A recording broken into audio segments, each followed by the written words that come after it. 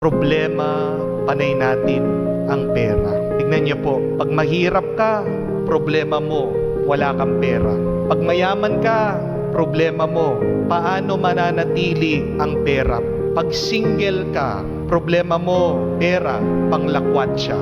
Pag nag-asawa ka, problema mo, pera, para sa pamilya mo. Pag bata ka, problema mo, pera, pambili ng chichirya. Pag matanda ka, problema mo, pera, pambili ng gamot o bitamina. Pag buhay ka, problema mo, pera, pantawid ng gutom.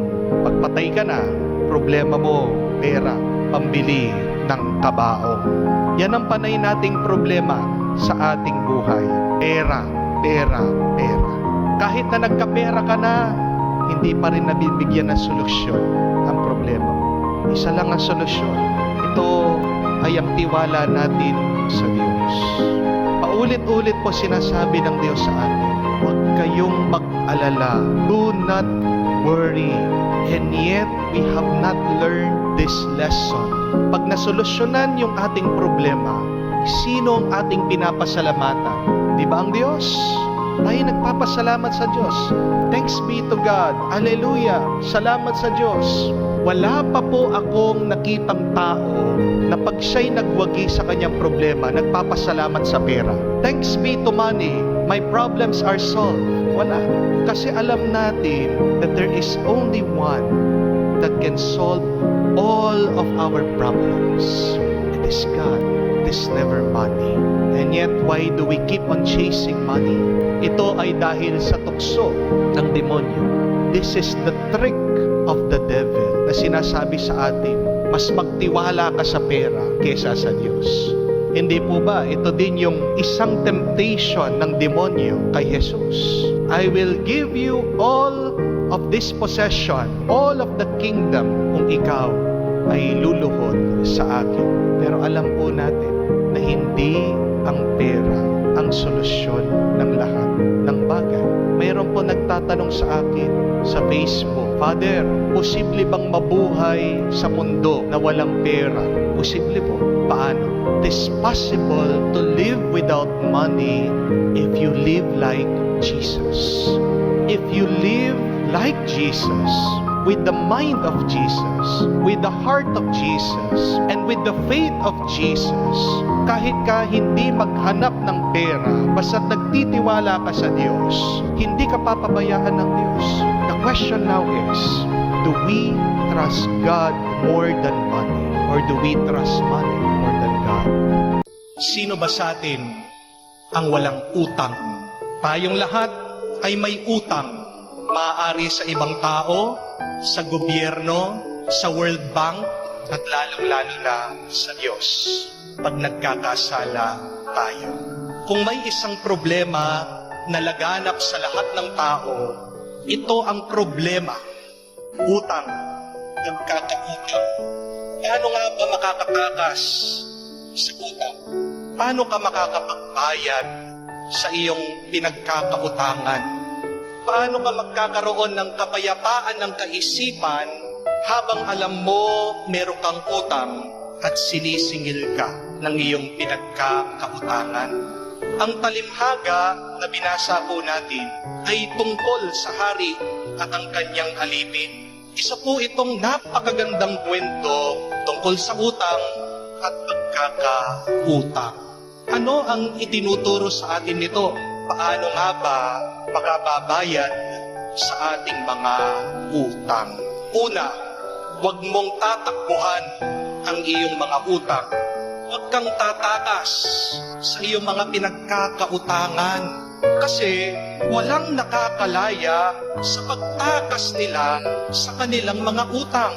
Alam ko po, nakaka-stress, nakakapagod ang panay mong nag-iisip na meron kang utang na dapat bayaran. Pero, tandaan niyo po ito, walang namamatay sa utang.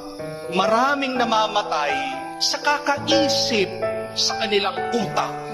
Huwag mong papatayin ang sarili mo sa kakaisip sa iyong mga utang. Kahit na tumakas ka sa pinagkakautangan mo, tandaan mo ito, hindi ka makakatakas sa pag-iisip na may utang ka sa iba. Para matigil mo na ang pag-aalala mo sa iyong mga utang, kailangan mong harapin ito. Aminin mo, pangatawanan mo, yan ang unang. Huwag kang tatakas sa iyong mga utang. Huwag mong tatakbuhan ang mga pinagkakautangan mo.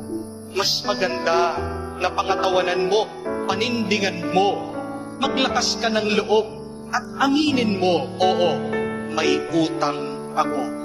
Dito po nag-uumpisa ang kapayapaan sa ating kaisipan.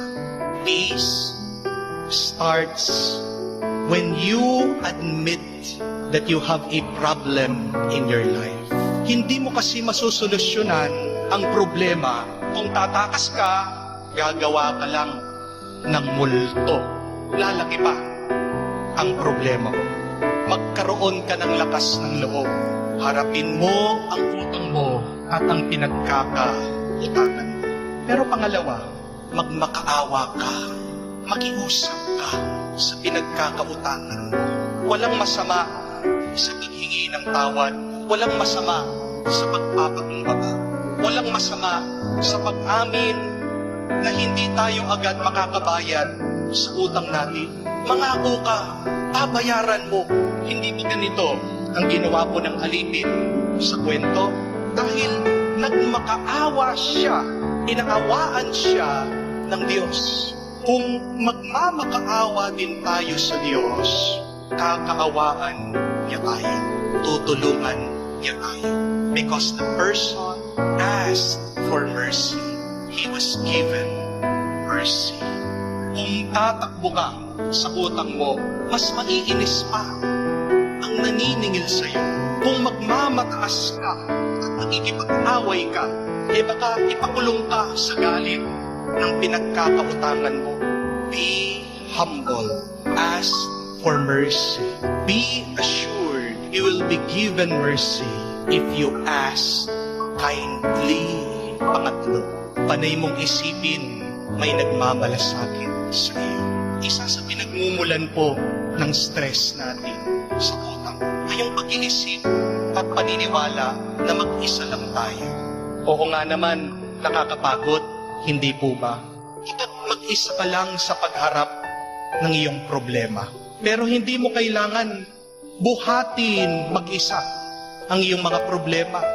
Nung pinipilit daw nung isang alipin na magbayad sa kakautang niya ang kamukha niyang alipin, sabi sa kwento, nakita daw ng iba nilang katrabaho ito. Nalungkot sila, nagdamdam sila, nasaktan sila dahil ginigipit ang katrabaho nila, ginigipit ang kaibigan nila. Kaya naman, nagsumbong daw sila sa hari para siya ay pagalitan at parusahan. Kahit na hindi natin sabihin, may ibang nagmamasid sa atin. May ibang nakakaintindi sa ating pinagdadaanan na sakit at problema. Kahit hindi po tayo magsalita, dahil sa malasakit nila sa atin, tutulungan at tutulungan kanila. Kahit hindi mo sabihin ang utang mo sa iyong pamilya, dama nila ang problema mo. Huwag kang mag-alala, magtiwala ka na pinagdarasal ka rin nila at pinapatulong kanila sa Diyos. Nakakagaan po ng loob, hindi po ba? Na alam mo may nagdadasal para sa iyo. Nakakatuwa na malaman na sa gitna ng problema at ng utang mo, hindi ka rin pinapabayaan ng Diyos. Tandaan mo, utang lang yan. Mas mahalaga ang buhay mo kesa sa utang na yan.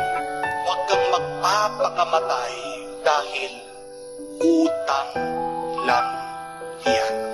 Maniwala ka, magdasal ka, kumapit ka lang.